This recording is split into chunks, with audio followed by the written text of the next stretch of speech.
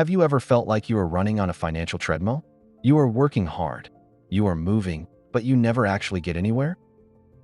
The bills keep coming, the car needs fixing, and that savings account. Well, it is more of a concept than a reality. For a long time, I was there, and I know many of you are there right now. It is exhausting, and it can feel hopeless. So, we will not talk about getting rich quick.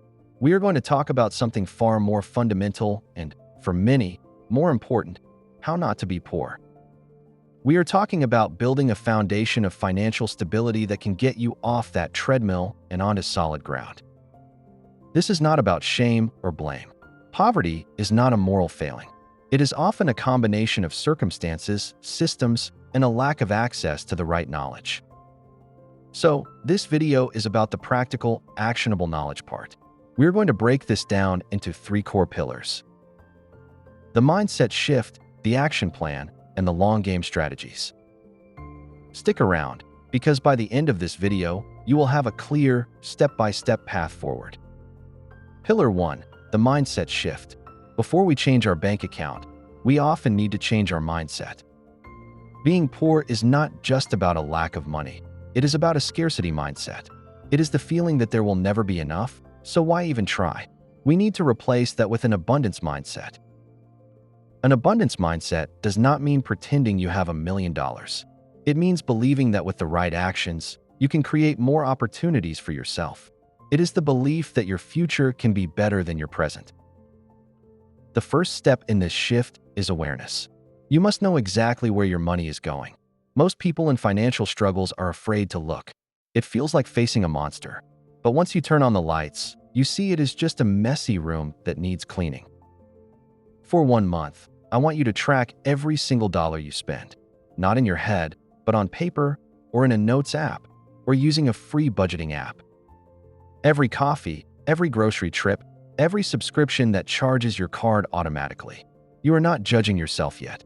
You are just being a scientist, collecting data. This act alone is incredibly powerful. It moves you from being a passive victim of your finances to an active observer. The second part of the mindset shift is understanding delayed gratification. The poverty trap often forces you to think only about today, how to pay for today's food, today's gas. Climbing out requires you to start making small decisions for the future you. This $10 shirt seems like a win today, but it will fade and shrink after 3 washes.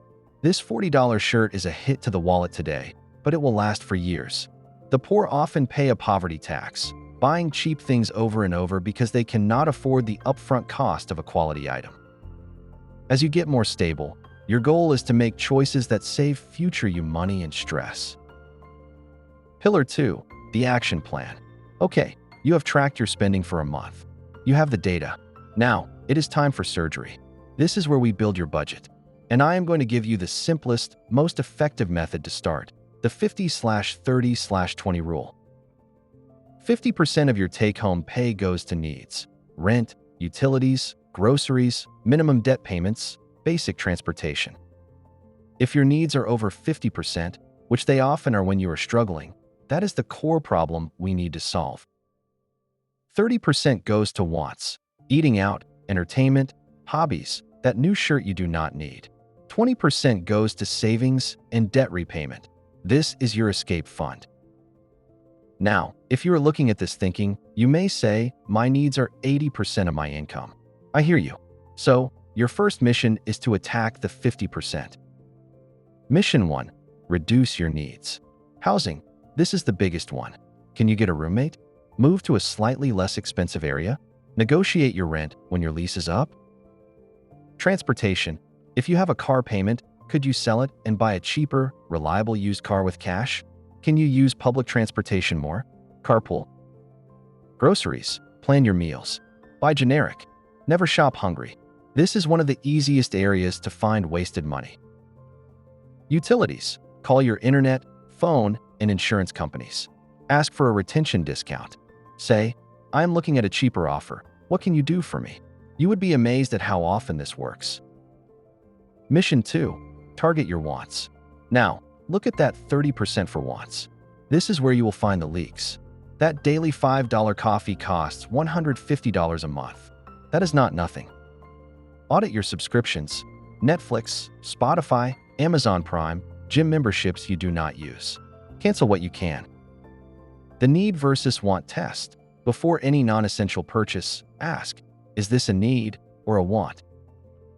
It is okay to buy wants, but you must be conscious about it.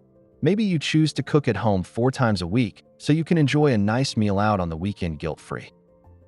Mission 3. The $1,000 Lifeline.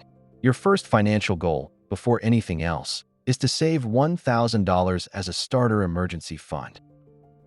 This money is not for a new TV. It is for true emergencies. The car breaks down, you need a dental visit, your hours get cut. This $1,000 lifeline stops the cycle of debt. It means that when an unexpected $400 expense hits, and it will, you do not have to put it on a credit card with 25% interest, which just makes you poorer. This fund is your financial shield. Pillar 3. The long game strategies. Once you have your budget under control and that $1,000 emergency fund, you have officially moved from drowning to treading water. Now, it is time to start swimming. Step 1. Kill the debt dragon. High-interest debt, especially credit card debt, is the #1 thing keeping people poor. You are paying the bank instead of paying yourself. Your next major goal is to become debt-free.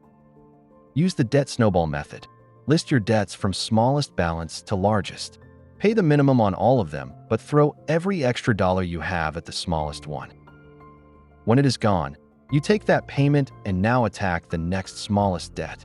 The psychological win of paying off entire debts keeps you motivated. Step 2. Increase your income. Budgeting has its limits. There is not much you can cut, but your earning potential is much more flexible.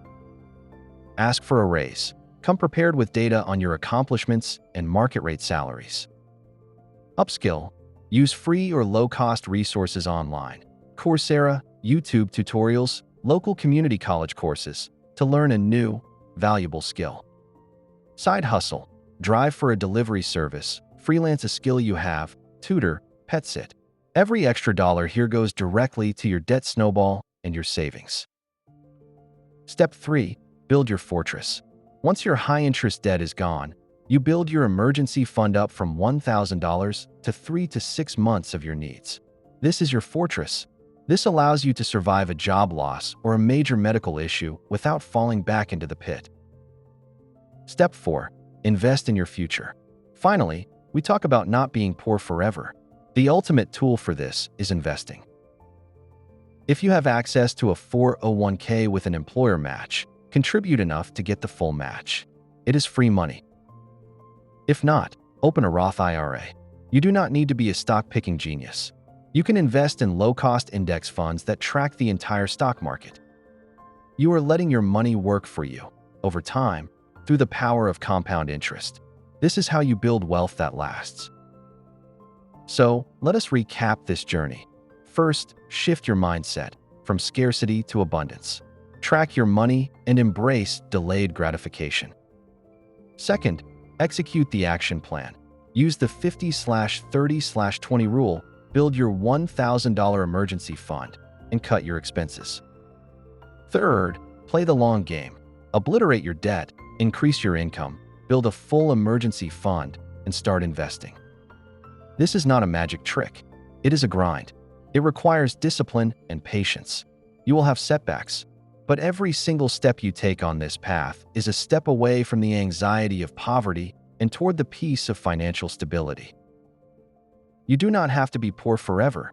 The power to change it is in the small, consistent decisions you make every day. Thanks for watching. If this video helped you, please share it with someone who might need it. Let us break the cycle together. Talk to you in the next one.